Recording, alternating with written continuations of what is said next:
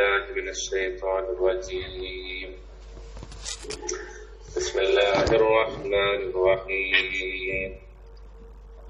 سبح لله ما في السماوات وما في الأرض وهو العزيز الحكيم.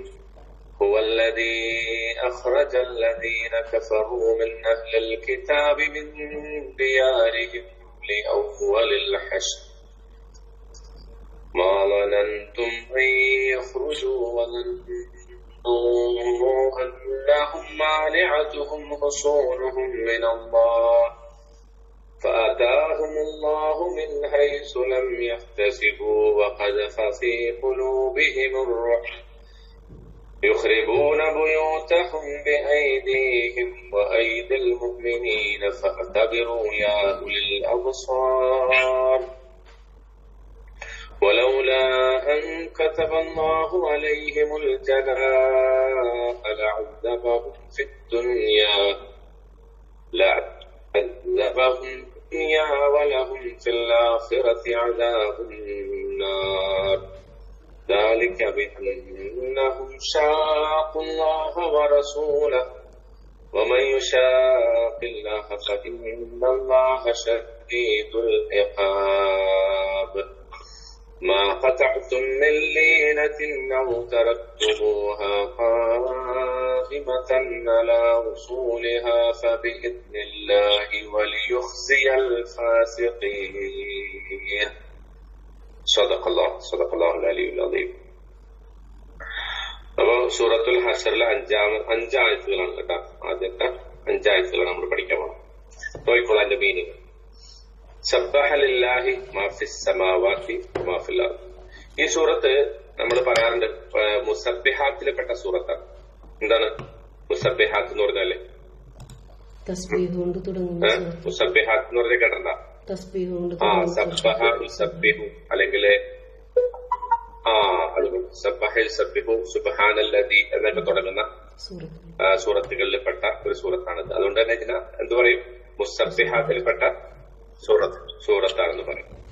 അപ്പൊ ഇവിടെ ആദ്യം പറയുന്നത് സബ്ബഹ ലില്ലാഹി മാ ഫിസ് സമാവാതി വമാ ഫിൽ അർദ് വഹുവൽ അസീസുൽ ഹകീം. സബ്ബഹ എന്ന് പറഞ്ഞാൽ ശരിക്കും മാളിയാണ് അല്ലെ? മാളി എന്ന് പറഞ്ഞാൽ എന്താ? പാസ്റ്റ് ടെൻസ് ആണ് അല്ലെ? മാളിയാണ്, ഫെയില് മാളിയാണ്, പാസ്റ്റ് ടെൻസ് ആണ്. ശരിക്കും സബ്ബഹ എന്ന് പറഞ്ഞാല് അതിന്റെ വാക്കർത്ഥം വരാ പ്രകീർത്തിച്ചു എന്നാണ് വാക്കർത്ഥം വരാ. ഇങ്ങനെ പ്രകീർത്തിച്ചു അല്ലെങ്കിൽ അള്ളാഹുവിന്റെ പൂർണ്ണതയെ പ്രഖ്യാപിച്ചു. അതൊക്കെയാണ് തസ്ബീഹിന്റെ അർത്ഥം അല്ലെ? നമ്മള് സുബ്ഹാനല്ലാഹ് എന്ന് പറയുമ്പോ ശരിക്കും എന്റെ മീനിങ് എന്താ? സുബ്ഹാനല്ലാഹ് അള്ളാഹുവിനെ പ്രകീർത്തിക്കുകയാണ്.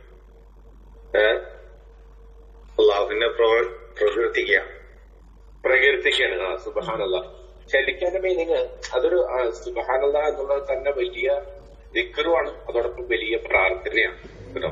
വലിയ പ്രാർത്ഥന. നമ്മൾ എന്താ പറയണ സുബ്ഹാനല്ലാഹ് എന്ന് പറയുമ്പോ? എന്താ പറയണ? അള്ളാഹു എത്ര പരിശുദ്ധനാണ്, നമ്മൾ ഒന്നിനും കഴിയാത്ത അള്ളാഹുവിനാണ് എല്ലാം കഴിയുന്നത്. അതെ, പക്ഷെ അതിനെപ്പുറം ഒരു മീനിങ് ഉണ്ട് അതിന്. സുബ്ഹാനല്ലാഹ് വെറും പരിശുദ്ധൻ എന്ന് മാത്രമല്ല, സമ്പൂർണനാണ്. എല്ലാവിധ ന്യൂനതകളിൽ നിന്നും മുക്തനാണ്. സകല കുറവുകളിൽ നിന്നും മുക്തനാണ്. ഒരു കുറവും അവനില്ല. അള്ളാഹുവിന് ഒരു കുറവും ഇല്ല. അവൻ സമ്പൂർണനാണ്, സർവഗുണ സമ്പൂർണനാണ് എന്ന് പറഞ്ഞാൽ എന്താ? എല്ലാ ഗുണങ്ങളും ചേർന്നൊരുമിച്ചവനാണ്. അതിന്റെ അർത്ഥം, അതിന്റെ പ്രാർത്ഥന എങ്ങനെയാന്ന് വെച്ചാല് അതൊരു തസ്ബീഹിന്റെ ഒപ്പം അതൊരു പ്രാർത്ഥന അവിടെ എങ്ങനെയാന്ന് വെച്ചാല് നമ്മൾ പറയുന്നത് അല്ലാഹുവേ നിനക്ക് എല്ലാ ഗുണങ്ങളും ഉണ്ട്, എല്ലാ കുറവുകളിൽ നിന്നും നീ മുക്തനാണ്, പക്ഷെ എനിക്ക് കുറവുണ്ട്. നമ്മളുടെ ഓരോരുത്തരും പറയുന്നത് എനിക്ക് ന്യൂനതകളുണ്ട്, കുറവുണ്ട്. അതുകൊണ്ട് എന്റെ ന്യൂനതകളെ നീ പരിഹരിച്ചു തരണേ എന്നാണ് പ്രാർത്ഥന. അപ്പൊ വെറും സുബ്ഹാനല്ലാഹ് എന്ന് നമ്മൾ പറയുമ്പോ അതില് വെറും എന്തല്ല, അള്ളാഹു പരിശുദ്ധനാണ് എന്ന ഒരു പ്രഖ്യാപനം മാത്രമല്ല നമ്മൾ നടത്തുന്നത്, മറിച്ച് അതിൽ വേറൊരു പ്രഖ്യാപനമുണ്ട്. നമ്മുടെ ന്യൂനതയെ നമ്മുടെ ന്യൂനതകളെ എടുത്തു പറഞ്ഞിട്ട് അത് പരിഹരിച്ചു തരണേ എന്ന പ്രാർത്ഥന കൂടി അതിലുണ്ട്. അതുകൊണ്ടാണ് നബി സല്ലല്ലാഹു അലൈഹി വസല്ലം പറഞ്ഞത് കലിമത്താനി ഖഫീഫത്താനി അലൽ ലിസാൻ ഹബീബത്താനി ഇലർ റഹ്മാൻ സഖീലത്താനി ഫിൽ മീസാൻ സുബ്ഹാനല്ലാഹി വബിഹംദിഹി സുബ്ഹാനല്ലാഹിൽ അലീം. അല്ലെ, രണ്ട് വാക്കുകൾ ഞാൻ നിങ്ങൾക്ക് പഠിപ്പിച്ചു തരാം. അത് നിങ്ങൾക്ക് പറയാൻ വളരെ എളുപ്പമാണ്. അതുപോലെ നാളെ പരലോകത്ത് മീസാനിൽ കനം തൂങ്ങുന്നതാണ്. പടച്ചവന് റഹ്മാനായ പടച്ചവന് ഏറ്റവും ഇഷ്ടമുള്ള വാക്കുകൾ അതാണ് സുബ്ഹാനല്ലാഹി വബിഹംദിഹി സുബ്ഹാനല്ലാഹിൽ അലീം. അപ്പോ ഇത് ഇവിടെ ഇപ്പൊ ഈ വാചകത്തിൽ പറയുന്നത് എന്താ? സബ്ബഹ ലില്ലാഹി, പ്രകീർത്തിച്ചുകൊണ്ടിരിക്കുന്നു. ശരിക്കും എന്റെ മീനിങ് പാസ്റ്റ് ടെൻസ് ആയിട്ട് വരുമ്പോ പറയേണ്ടിരുന്നത് അള്ളാഹുവിന്റെ പൂർണ്ണതയെ വാഴ്ത്തുന്നു അല്ലെങ്കിൽ വാഴ്ത്തി എന്നാണ് പറയേണ്ടത്. പക്ഷെ മറ്റേ മാളുടയായ ചില സ്ഥലത്ത് ഇപ്പോ സൂറത്തുൽ ജുമഅയിൽ യുസബ്ബിഹു എന്നാണ് പറയണം, അല്ലെ? യുസബ്ബിഹു ലില്ലാഹി മാ ഫിസ് സമാവാതി വൽ അർദ് എന്നാണ് സൂറത്തുൽ ജുമഅയിൽ പറയുന്നത്. അപ്പൊ യുസബ്ബിഹു സബ്ബഹ എന്നൊക്കെ പറഞ്ഞാൽ ശരിക്കും അതിന്റെ അർത്ഥം അള്ളാഹുവിന്റെ പൂർണ്ണതയെ ഇന്നും വാഴ്ത്തിക്കൊണ്ടിരിക്കുന്നു, എന്നും വാഴ്ത്തിക്കൊണ്ടിരിക്കുന്നു. ആ എന്നും വാഴ്ത്തിക്കൊണ്ടിരിക്കുന്നു എന്ന മീനിങ് കിട്ടാൻ വേണ്ടിയിട്ടാണ് പാസ്റ്റ് ടെൻസിൽ പറഞ്ഞത്. മനസ്സിലായോ? പാസ്റ്റ് ടെൻസിൽ ഫിലിലും മാലയായിട്ട് ഉപയോഗിച്ച് പറയാനുള്ളൊരു കാരണം എന്താണ്? എന്നെന്നും എന്നുമെന്നും അന്നും ഇന്നും എന്നും അള്ളാഹുവിന്റെ പൂർണ്ണതയെ വാഴ്ത്തിക്കൊണ്ടിരിക്കുന്നു. എന്താണ് ആരാണ് വാഴ്ത്തിക്കൊണ്ടിരിക്കുന്നത്? സബ്ബഹ ലില്ലാഹ് മാഫിസ് സമാവാതി വമാഫിൽ അർദ്, ആകാശങ്ങളിൽ ഉള്ളതും വമാഫിൽ അർദ്, പിന്നെ ഭൂമിയിലുള്ളതും ഒക്കെ. അപ്പോ എന്നിട്ട് അടുത്ത് പറയുന്ന വഹുവൽ അസീസുൽ ഹക്കീം, അവൻ ആ അള്ളാഹു അസീസാണ്. അസീസ് എന്ന് പറഞ്ഞാല് അജയ്യനാണ്. ഒരർത്ഥം അജയ്യനാണ്. നമ്മൾ മലയാളത്തിന്റെ പരിമിതി കൊണ്ട് നമുക്ക് ചില അങ്ങനത്തെ അർത്ഥമേ പറയാൻ പറ്റുള്ളൂ. അസീസ് അജയ്യനും പ്രതാപശാലിയുമാണെന്ന് പറയാം. ഹക്കീം, ഹക്കീം എന്ന് പറഞ്ഞാല് താൻ ചെയ്യുന്ന കാര്യങ്ങളെ യുക്തിഭദ്രമായി ചെയ്യുന്നവനാണ്, വിസ്ഡം ഉള്ളവനാണ്, വയസ്സായിട്ട് കാര്യങ്ങൾ ചെയ്യുന്ന ആളാണ്. മനസ്സിലായോ? വഹുവൽ അസീസുൽ ഹക്കീം, അവൻ യുക്തിഭദ്രതയോടും യുക്തിജ്ഞനും അജയ്യനുമാണ് എന്നർത്ഥം. അപ്പോ ഇവിടെ ശരിക്കും പറയുന്നത് നമ്മൾ ആലോചിച്ച് നോക്കിയപ്പോ ഈ സൂറത്തിനെ കുറിച്ച് നമ്മൾ പറഞ്ഞു. ഇത് പിന്നെ ബനൂ നദീറിന്റെ ആ വിഷയത്തിൽ, ആ സംഭവത്തിൽ അവതരിച്ച സൂറത്താണ്. അപ്പൊ ആ സൂറത്തിന്റെ തുടക്കത്തിൽ ഇങ്ങനെ ഒരായത്ത് ഫിറ്റ് ചെയ്യാൻ, ഒരു ആമുഖം, ഇങ്ങനെ ഒരു ഇൻട്രൊഡക്ഷൻ ഇങ്ങനെ വരാൻ കാരണം എന്തായിരിക്കും? നമുക്കറിയാം ബനൂ നദീർ ഈ വിഷയത്തിൽ പരാജയപ്പെട്ട് പിന്മാറിയതാണ്. അവര് അവരുടെ വീടുകളൊക്കെ ഉപേക്ഷിച്ച് മദീനയിൽ നിന്ന് പുറപ്പെട്ടു പോയി, അല്ലെ? തോറ്റ് പിന്മടങ്ങിയവരാണ്. ആ തോറ്റ് പിന്മടങ്ങിയതിന്റെ യഥാർത്ഥ കാരണം ആരാണ്? അള്ളാഹുവാണ്.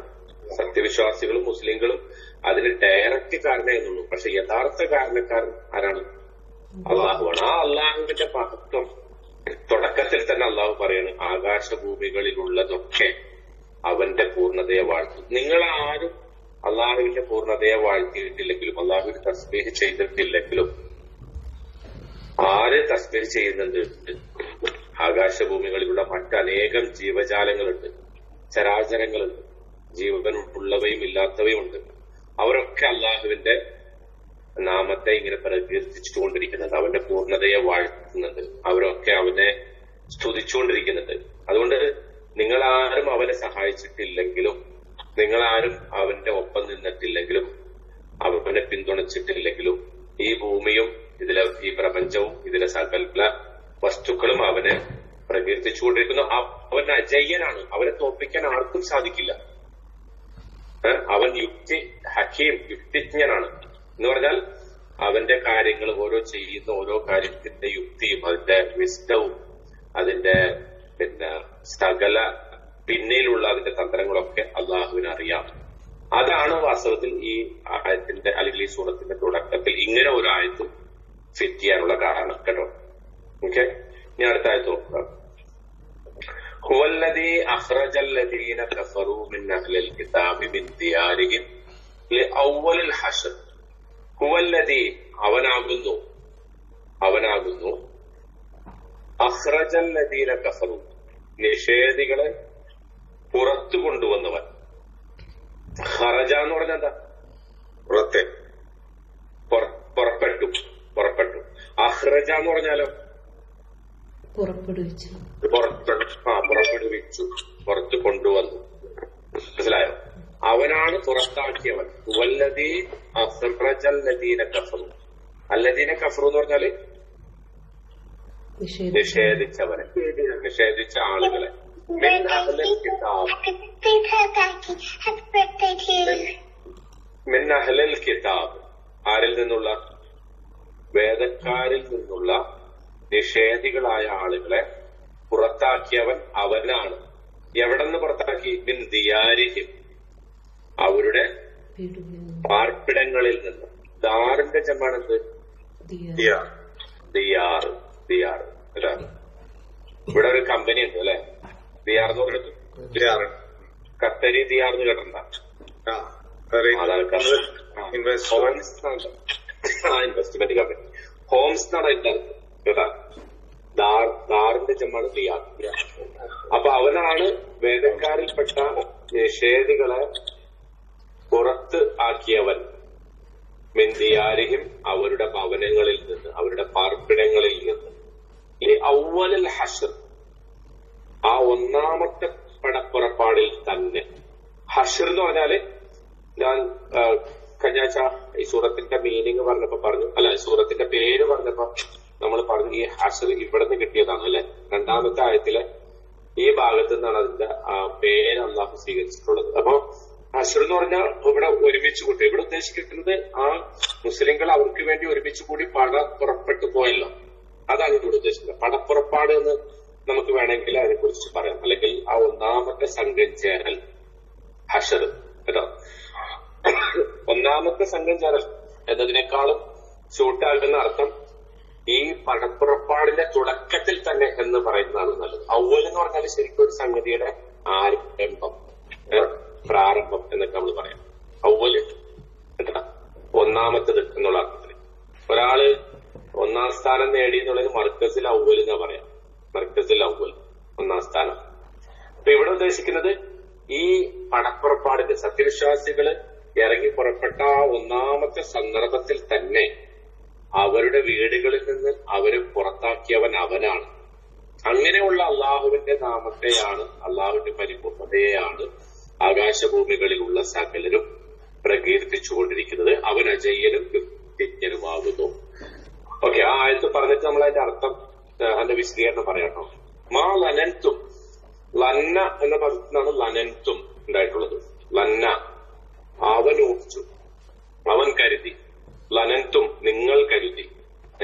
അപ്പൊ മാ ലനൻതും, നിങ്ങൾ കരുതിയിരുന്നില്ല, നിങ്ങൾ കരുതിയിരുന്നില്ല, കരുതിയിരുന്നില്ല, നിങ്ങൾ ഊഹിച്ചിരുന്നില്ല, നിങ്ങൾ വിചാരിച്ചിരുന്നില്ല. യു ഡിഡ്ന്റ് തിങ്ക് ഐ യഖ്റുജു, അവർ പുറത്തു പോകുമെന്ന്. നേരത്തെ അഖ്റജ പറഞ്ഞില്ലേ, അതിൽപ്പെട്ട ഖറജട മുലാരിയാണ് യഖ്റുജു.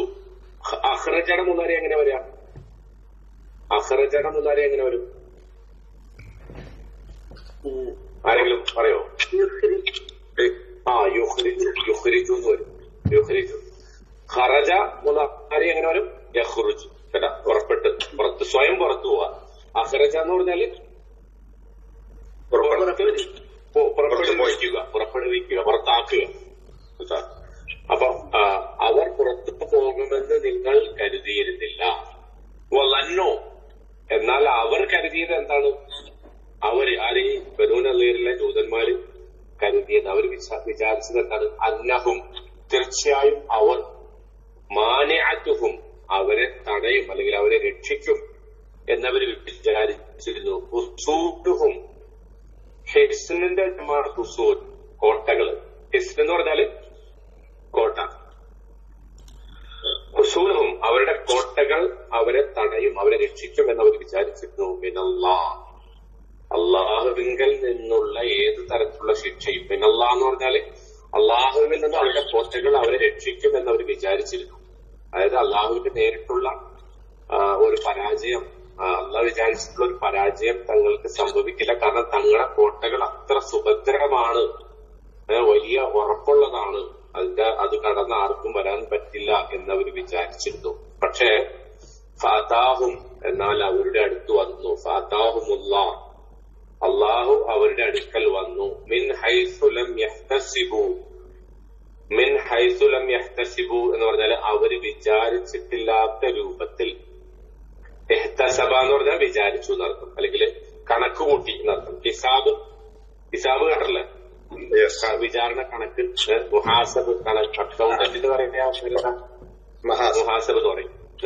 അപ്പൊ ഇവിടെ മിൻ ഹൈസു ലം യഹ്തസിബു, അവര് ഒരു കണക്കും കൂട്ടിയിട്ടില്ലാത്ത രൂപത്തിൽ അള്ളാഹു അവരുടെ അടുക്കൽ വന്നു.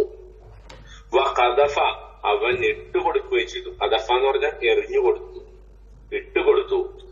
ഫീ ഖുലൂബിഹിം, അവരുടെ ഹൃദയങ്ങളിൽ അള്ളാഹു ഇട്ടുകൊടുത്തു. ഖൽബിന്റെ ജമ ഖുലൂബ് കേട്ടോ.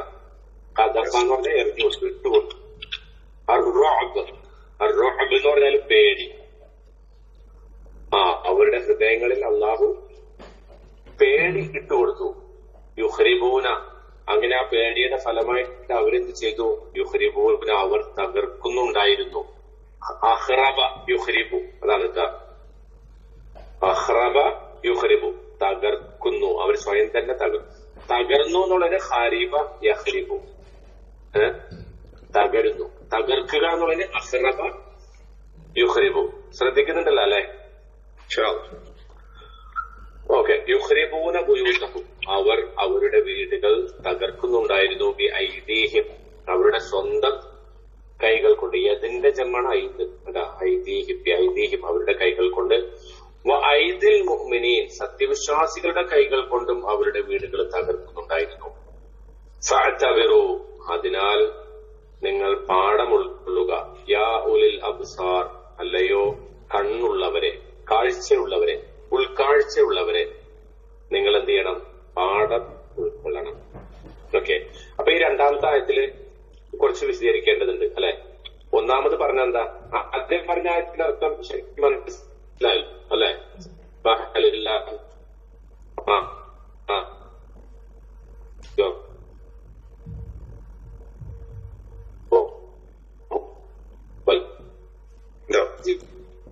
സൗണ്ട് ക്ലിയർ ഇല്ല, കട്ടായി എന്ന് സൂചിപ്പിക്കാൻ വേണ്ടിയിട്ടാണ് ആ ആയത്ത് അങ്ങനെ ആദ്യം പറഞ്ഞു. കേൾക്കുന്നില്ല.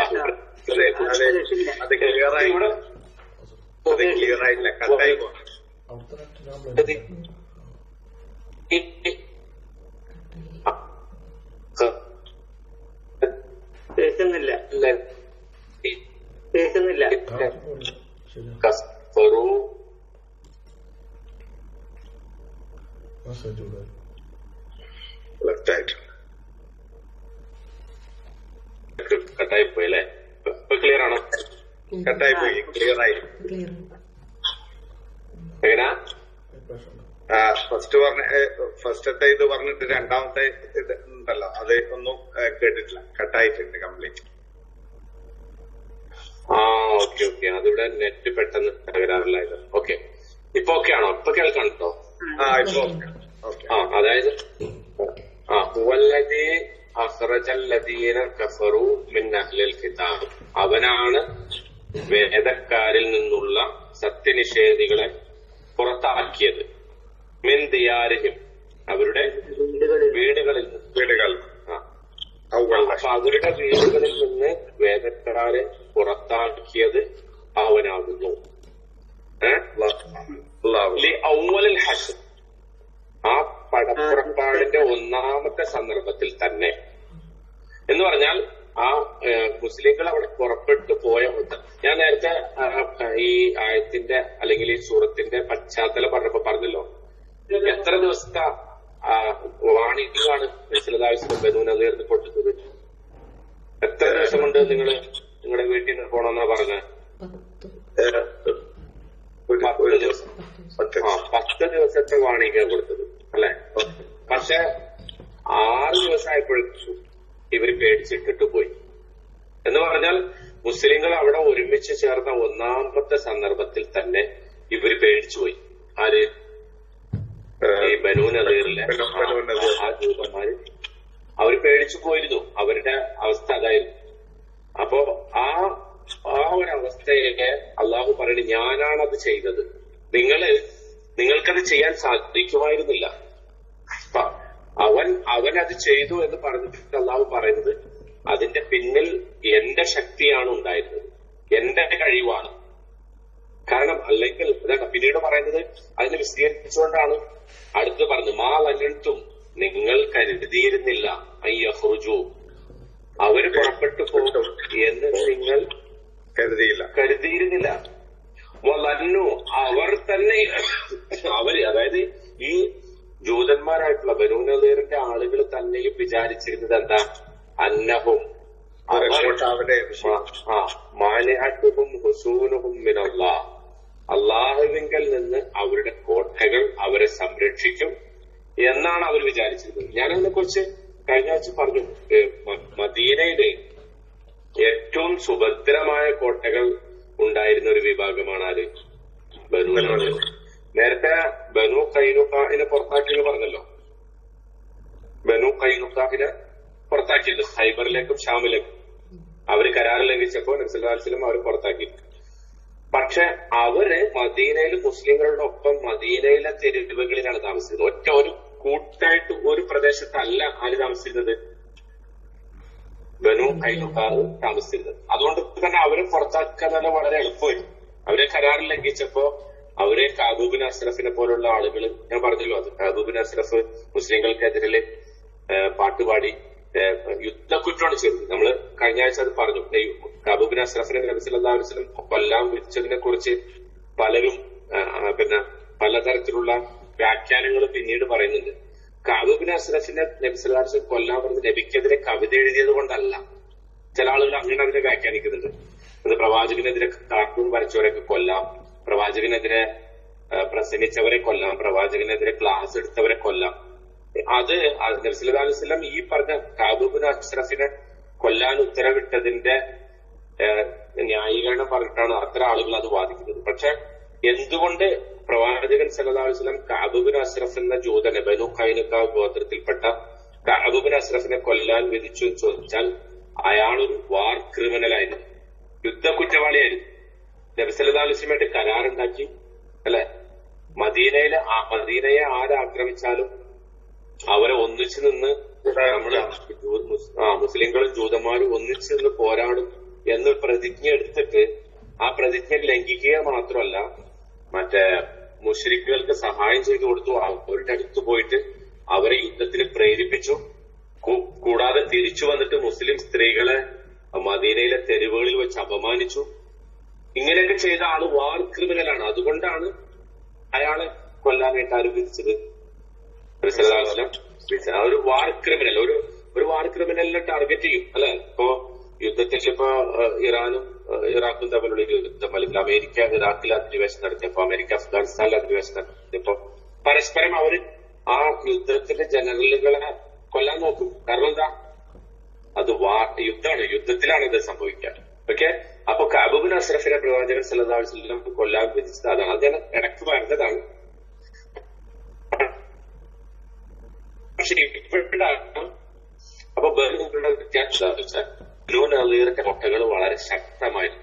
അവര് ബനൂ ഖൈനുഖാഹിനെ പോലെ മദീനയിലെ തെരുവുകളിലല്ല താമസിക്കുന്നത്. മദീനയെ വിട്ടിട്ട് കുറച്ച് ദൂരം മാറിയിട്ട് അവരുടേതായ വളരെ സുഭദ്രമായ കോട്ടകൾ, നല്ല ആർക്കിടെക്ചർ, നല്ല കൺസ്ട്രക്ഷൻ, നല്ല എന്താ പറയാ, ശരിക്കും നല്ല മെറ്റീരിയലുകൾ ഉണ്ടാക്കിയ കോട്ടയായിരുന്നു അവരുടെ.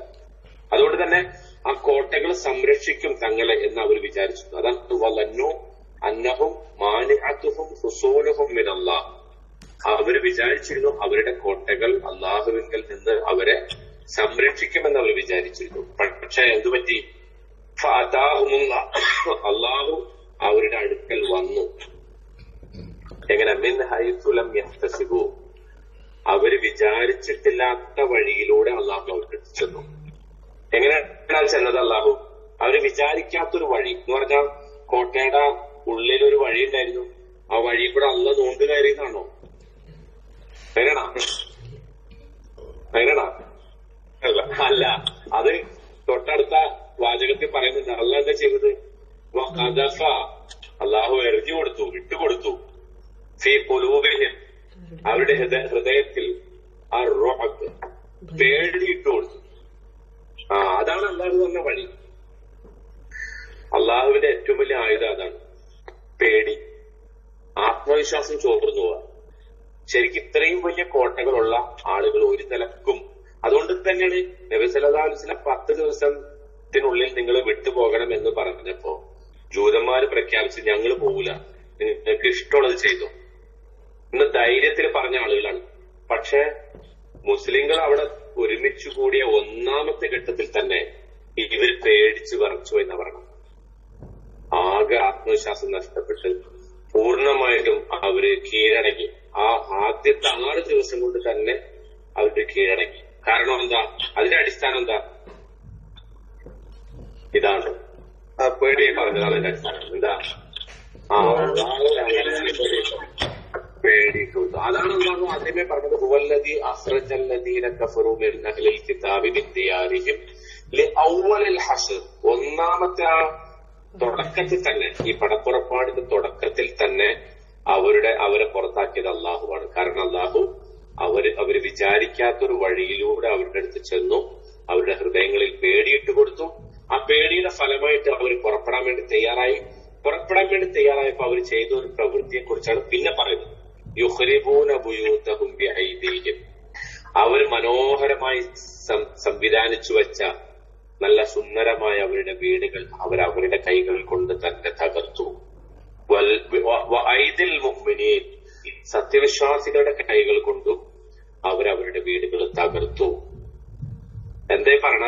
അതായത് ശരിക്ക് ഇവര് ഈ കെട്ടിയുണ്ടാക്കിയ വീടുകൾ അന്നത്തെ കാലത്ത് അവൈലബിൾ ആയിട്ടുള്ള ഏറ്റവും നല്ല മെറ്റീരിയൽ കൊണ്ട്, ഏറ്റവും നല്ല ആർക്കിടെക്ചർ സ്റ്റൈലില്, ഏറ്റവും സുഭദ്രമായ രീതിയിൽ, മറ്റാരും അകത്ത് കടക്കാത്ത രൂപത്തില് ഒക്കെ ഉണ്ടാക്കിയ വീടുകൾ, മനോഹരമായിട്ടുള്ള അലങ്കാരങ്ങളൊക്കെ ചുമരിലും റൂഫിലും ഒക്കെ ഉണ്ടായിരുന്നു.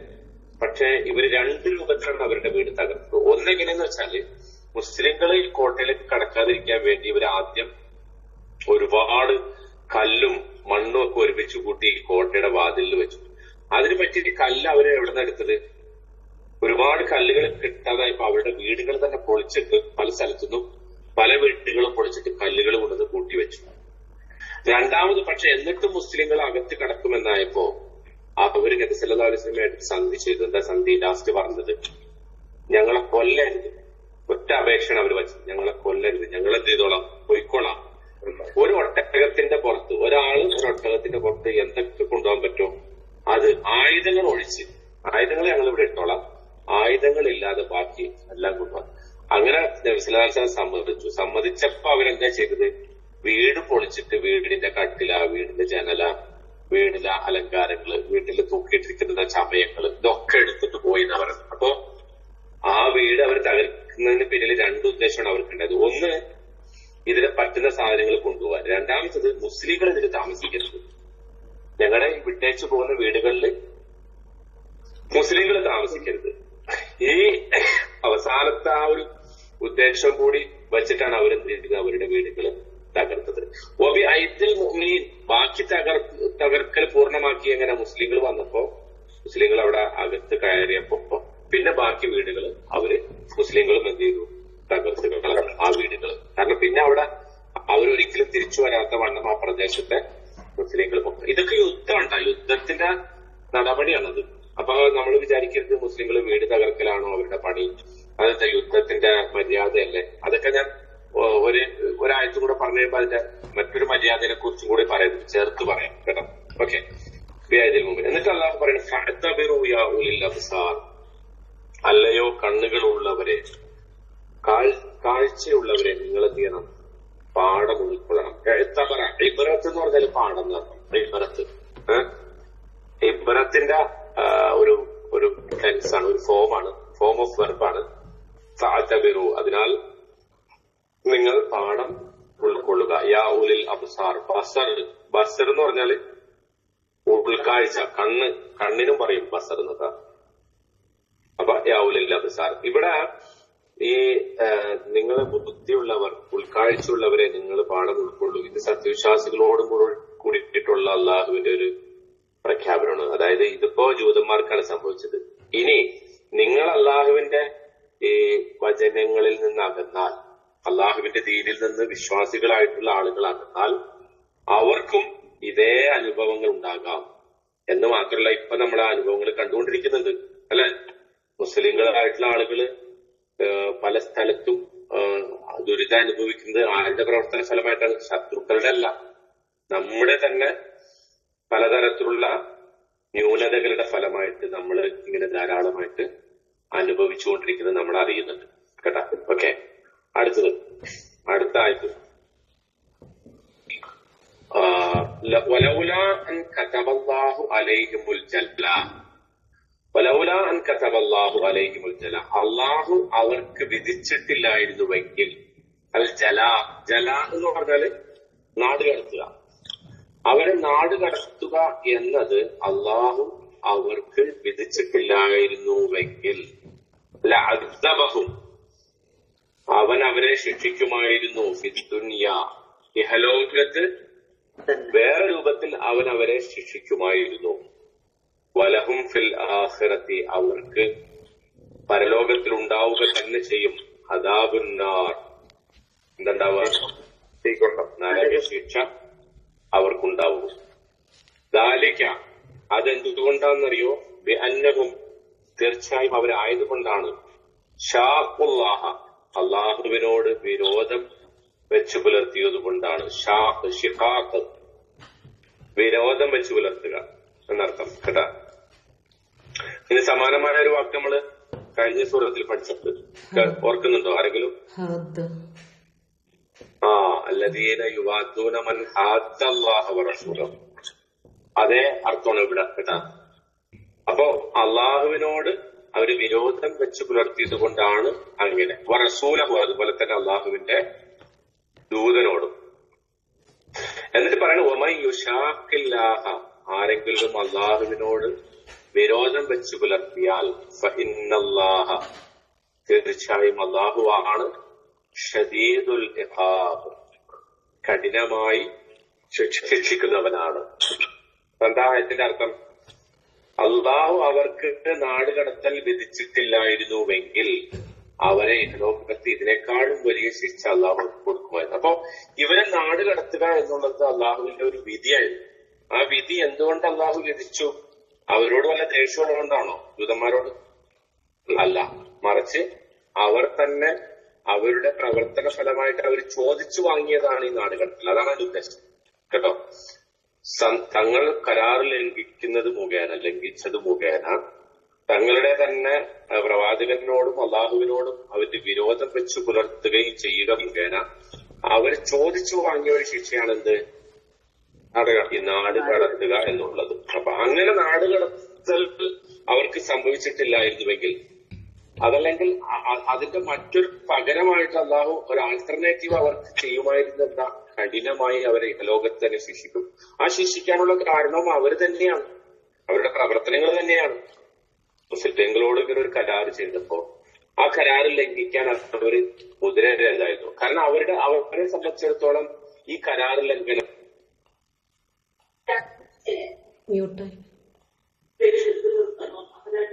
കേൾക്കുന്നില്ല. ഇപ്പോഴോ? ഇപ്പൊ കേൾക്കണ്ടോ? ഇടയ്ക്കൊരു ഫോൺ കട്ട് ചെയ്തു. അപ്പോ അവർ ഈ കരാർ ലംഘിക്കാൻ മുതിരുന്നതിന്റെ പിന്നിലുള്ള ലക്ഷ്യം എന്തായിരുന്നു? അല്ലെങ്കിൽ അതിന്റെ കാരണം എന്തായിരുന്നു? അവർക്ക് വിരോധമായിരുന്നു. അള്ളാഹുവിനോടും അവന്റെ റസൂലിനോടും വിരോധമായിരുന്നു. എന്തുകൊണ്ടാണ് അവർ അള്ളാഹിനോടും അവന്റെ റസൂലിനോടും വിരോധം വെച്ച് പുലർത്തിയത്? അവർക്ക് അറിയാഞ്ഞിട്ടാണോ ഇത് അള്ളാഹിന്റെ റസൂലാണെന്നുള്ളത്? അവർക്ക് കൃത്യമായിട്ട് അറിയാമായിരുന്നു. കാരണം ജൂതന്മാരുടെ വേദഗ്രന്ഥത്തില് പ്രഖ്യാപനമുണ്ട്, പ്രവചനം ഉണ്ടായിരുന്നു, ഇങ്ങനെ ഒരു പ്രവാചകൻ വരും. അവരുടെ പണ്ഡിതന്മാർക്ക് അത് അറിയാമായിരുന്നു. പക്ഷെ അവരെന്തുകൊണ്ട് പ്രവാചകനിൽ അവിശ്വസിച്ചു? അവർക്ക് സാമ്പത്തികമായ താല്പര്യങ്ങൾ, ഭൗതികമായ താല്പര്യങ്ങൾ. എല്ലാ കാലത്തും ഈ ലോകത്തിലെ അല്ലെങ്കിൽ ഭരണകൂടങ്ങളും അവരോട് ഒട്ടി നിൽക്കുന്ന ആളുകളും ഈ അള്ളാഹുവിനോട് എതിർക്കുന്നതിന്റെ അടിസ്ഥാന കാരണം എന്താ? അവരെ സംബന്ധിച്ചിടത്തോളം അവരുടെ അധികാര താല്പര്യങ്ങളാണ്, ഭൗതിക താല്പര്യങ്ങളാണ്, സാമ്പത്തിക താല്പര്യങ്ങളാണ്. നമ്മൾ ഒരിക്കലും വിചാരിക്കേണ്ട പലരും അവരൊന്നും വിശ്വസിക്കാത്തത് അവർക്ക് ബോധ്യം വരാത്തതുകൊണ്ടാണെന്ന് വിചാരിക്കേണ്ട. അവർക്ക് അറിയാം ഇതൊക്കെ. മിക്കവാറും ആളുകൾക്ക് അറിയാം. പ്രത്യേകിച്ച് അന്നത്തെ ജൂതന്മാർക്ക് വ്യക്തമായിട്ട് അറിയാമായിരുന്നു എന്താണ് ഇത് പിന്നെ കൃത്യമായിട്ട് അള്ളാഹുവിന്റെ റസൂലാണ്, അള്ളാഹു അയച്ചതാണ്, സത്യമായ മാർഗമാണ് എന്നൊക്കെ അവർക്കറിയാമായിരുന്നു. എന്ന് മാത്രമല്ല അവര് കാണുന്നുണ്ടായിരുന്നു ഇത് നമ്മളിപ്പോ ഇതിൽ ചേർന്നാല് പിന്നെ നമുക്കും കൂടി വിജയിക്കാൻ പറ്റുമെന്ന് അവർ കാണുന്നുണ്ടായിരുന്നു. നോക്കിയാൽ നബിസ്വല്ലല്ലാഹു ഒപ്പമുള്ള ആരൊക്കെയായിരുന്നു? ബിലാലുണ്ട് അല്ലെ, എത്യോപ്യക്കാരനായ ബിലാലുണ്ട്, റോമക്കാരനായ സുഹൈബ് ഉണ്ട്, പേർഷ്യക്കാരനായ സൽമാൻ ഉണ്ട്, ഖുറൈശിയായ അബൂബക്കർ സിദ്ദീഖ് റളിയല്ലാഹു ഉണ്ട്, അമ്മാറുണ്ട്, വളരെ താഴ്ന്ന ജാതിക്കാരൻ എന്ന് അന്ന് വിളിക്കാവുന്ന അല്ലെങ്കിൽ ദളിതൻ എന്നൊക്കെ വിളിക്കാവുന്ന അമ്മാറുണ്ട്, അല്ലെങ്കിൽ അടിമ എന്ന് വിളിക്കാവുന്ന വഹ്ശിയുണ്ട്, ബിലാലുണ്ട്.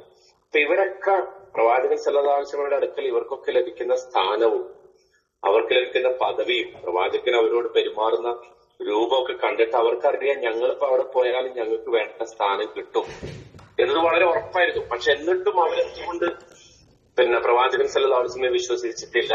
അവരുടെ താല്പര്യങ്ങളായിരുന്നു അത്.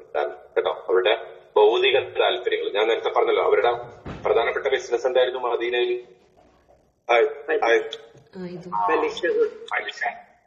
പലിശ, പിന്നെ മദ്യം, പിന്നെ അത്ര അല്ല ഒരുപാട് കച്ചവടം. ഈ കച്ചവടമൊക്കെ അവരുടെ ഒരു ഭൗതിക താല്പര്യങ്ങളുടെ അടിസ്ഥാനമായിരുന്നു. അതാണ് ഇവിടെ പറയുന്നത്. നിങ്ങൾ അല്ലാഹുവിനോടും റസൂലിനോടും വിരോധം വെച്ച് പുലർത്തി കഴിഞ്ഞാൽ അത് തീർച്ചയായും അള്ളാഹു കഠിനമായി ശിക്ഷിക്കുന്നവനാകുന്നു. അതുകൊണ്ടാണ് നിങ്ങൾക്ക് ഇത് സംഭവിച്ചത് എന്നതാണ് പിന്നെ പറയുന്നത്. ഇനി അടുത്ത ആയത്ത്, നമ്മൾ 5-ാമത്തെ ആയത്ത് എന്താണ്? മാ ഖതഅതും മിൻ ലീനത്തിൻ, നിങ്ങൾ മുറിച്ചിട്ടുണ്ടെങ്കിൽ, നിങ്ങൾ മുറിച്ചത്. ആ മാ അവിടെ നഫീന്റെ മായല്ല എന്ന് പറഞ്ഞാൽ നിഷേധിക്കുന്ന മായല്ല, മറിച്ച് ഇസ്മു മൗസൂലിന്റെ മാ എന്നാ പറയാം. അതായത് വാട്ട് യു കട്ട് എന്നർത്ഥം. നിങ്ങൾ മുറിച്ച സംഗതി. മാ ഖതഅതും മിൻ ലീനത്തിൻ.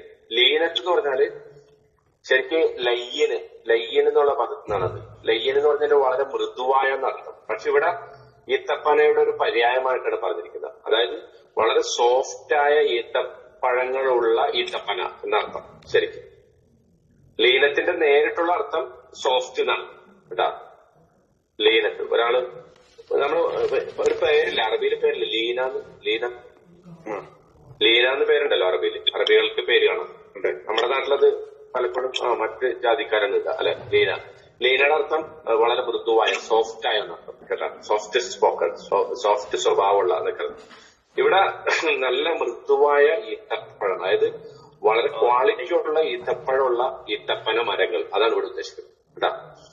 അപ്പൊ നിങ്ങൾ ആ മുറിച്ച് കളഞ്ഞ ഈത്തപ്പന അത് തറക്തുമൂഹ, അല്ലെങ്കിൽ നിങ്ങളത് ഉപേക്ഷിച്ചിട്ടുണ്ടെങ്കിൽ, ഹാഹിമത്തൻ മുറിക്കാതെ അത് നിങ്ങൾ വിട്ടിട്ടുണ്ടെങ്കിൽ, അല ഉസൂലിഹ അവയുടെ വേരുകളിൽ. ഉസൂൽ എന്ന് പറഞ്ഞാൽ റൂട്ട്സ്, അസൽ എന്ന് പറഞ്ഞാൽ റൂട്ട്, ഉസൂൽ അതിന്റെ ജമ, പിന്നെ അവയുടെ വേരുകളിൽ. അപ്പൊ നിങ്ങൾ ഈത്തപ്പന മുറിച്ചിട്ടുണ്ടെങ്കിൽ അതും, അല്ലാതെ ഈത്തപ്പനയെ അവയുടെ വേരുകളിൽ ഉപേക്ഷിച്ചിട്ടുണ്ടെങ്കിൽ അതും, അത് രണ്ടും ഇതിനില്ല, അത് രണ്ടും അള്ളാഹുവിന്റെ അനുമതിയോടെ കൂടിയാണ്. രണ്ടും അള്ളാഹു നിങ്ങളെ അനുവദിച്ചിട്ടാണ് അത് ചെയ്തിട്ടുള്ളത്. അതുപോലെ തന്നെ വലിയുഹ്സിയൽ ഫാസിഖീൻ എന്ന് മാത്രമല്ല, അധർമ്മകാരികളെ, ധിക്കാരികളെ, ഫാസിഖീങ്ങളെ യുഹ്സിയ, അഹ്സ യുഹ്സി എന്ന് പറഞ്ഞാല് അപമാനിതരാക്കുക, നിന്ദ്യരാക്കുക. മനസ്സിലായ? നിങ്ങൾ ഈ ഈത്തപ്പന മരങ്ങൾ മുറിച്ചിട്ടുണ്ടെങ്കിൽ, ചിലത് മുറിച്ചു കളഞ്ഞതും ചിലത് വേരുകളിൽ നിൽക്കുന്നതായിട്ട് ഉപേക്ഷിച്ചതും എല്ലാം അള്ളാഹുവിന്റെ അനുമതിയോട് കൂടിയാണ്. എന്ന് മാത്രമല്ല, ഈ ധിക്കാരികളായിട്ടുള്ള ബനൂ നദീറുകാരെ നിന്ദിതരാക്കാൻ വേണ്ടി, അപമാനിതരാക്കാൻ വേണ്ടിയിട്ടാണ് നിങ്ങൾ അത് ചെയ്യുന്നത്. അപ്പൊ ഇത് നമുക്ക് ചിലപ്പോൾ ഇതിന്റെ ആശയം ഒന്നും തിരിയാതെ വരാം. അതെന്താന്ന് വെച്ചാൽ സംഭവം, മുസ്ലിങ്ങള് ഈ കോട്ട വളഞ്ഞല്ലോ, ബനൂ നദീറിന്റെ കോട്ട വളഞ്ഞല്ലോ. കോട്ട വളഞ്ഞപ്പോ പിന്നെ മുസ്ലിങ്ങളിൽ ചിലർ പോയിട്ട് ആ കോട്ടയുടെ പരിസരത്ത് കൂടി അവരുടെ കോട്ടയിലേക്ക് കടക്കേണ്ട ഭാഗത്തുള്ള നല്ല 1-ാം നമ്പർ ഈത്തപ്പന മരങ്ങൾ ഇവർ നട്ടുപിടിപ്പിച്ചിരുന്നു. അത് കായ്ച്ച് നല്ല ഫലങ്ങളുള്ള, വളരെ സോഫ്റ്റ് ആയിട്ടുള്ള ഈത്തപ്പഴം ഉള്ള ഒരു സമയത്ത് മുസ്ലിങ്ങള് ആ ഭാഗത്തുള്ള ഈത്തപ്പന മരങ്ങളൊക്കെ മുറിച്ചു കളഞ്ഞു. ധാരാളം ഈത്തപ്പന മരങ്ങൾ മുറിച്ചു. കുറെ എണ്ണം മുറിക്കാതെ ബാക്കി വിട്ടു. അപ്പോ ഇവര് പറഞ്ഞു, ഇത് കണ്ട ഇവരുടെ സ്വഭാവം നോക്കി, ഇവര് ഈ ഭൂമിയിൽ കുഴപ്പമുണ്ടാക്കാൻ വന്നിരിക്കണേ. എത്ര നല്ല ഈത്തപ്പന മരങ്ങളാണ് മുറിച്ചു കളയണം. മരം മുറിക്കണവരാണ് ഇവര്. മരം മുറിക്കുന്ന ഒരു വിഭാഗമാണ് ഇവര്. ഇവര് ഭൂമിയിൽ കുഴപ്പമുണ്ടാക്കുന്ന, ഫസാദ് ഉണ്ടാക്കുന്ന ആളുകളാണ്.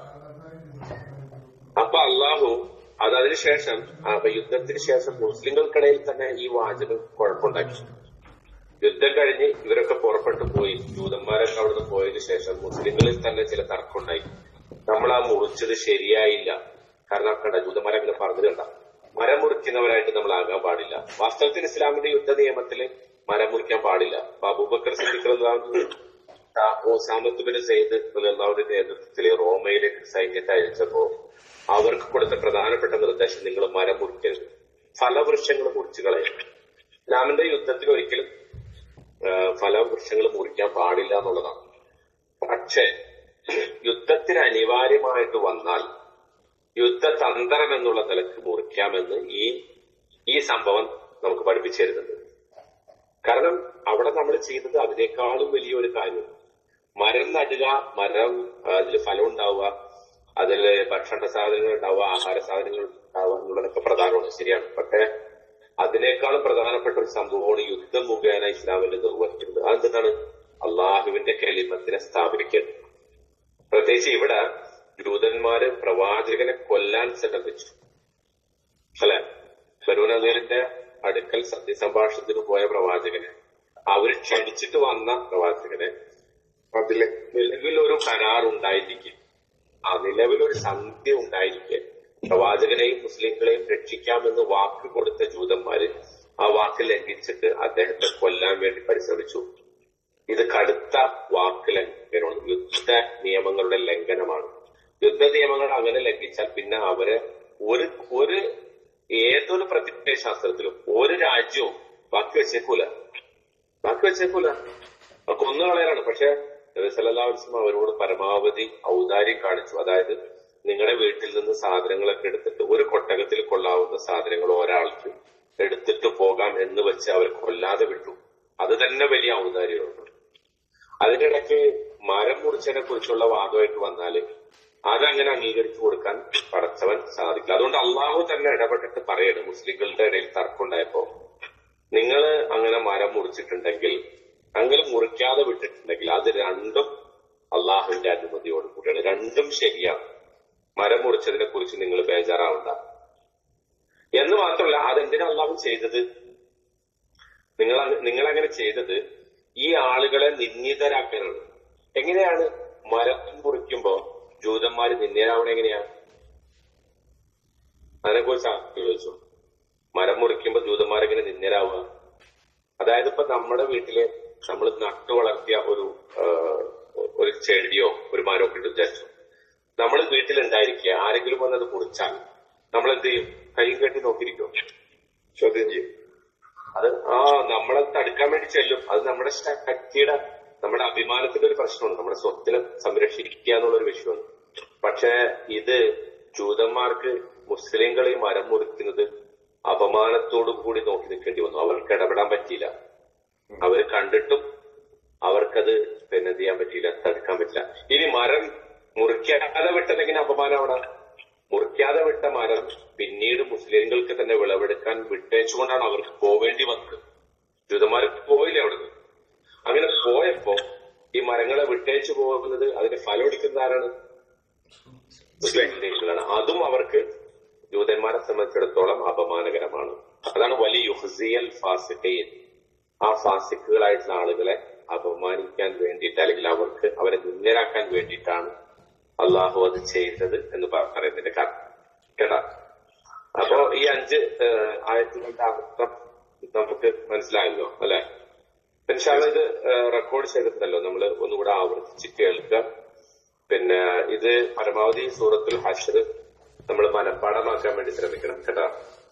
അതുകൊണ്ട് ഞാൻ കുറച്ചെടുത്തിട്ടുള്ളൂ, 5 എടുത്തിട്ടുള്ളൂ. വളരെ എളുപ്പം മനഃപ്പാഠമാക്കാൻ പറ്റിയ ഒരു ഭാഗമാണ്. കാരണം ഒരു പ്രത്യേകിച്ച് ഒരു ചരിത്രവുമായി ബന്ധപ്പെട്ട പാഠഭാഗങ്ങളായതുകൊണ്ട് നമുക്ക് മനസ്സിലാക്കാൻ പറ്റും. ഇനി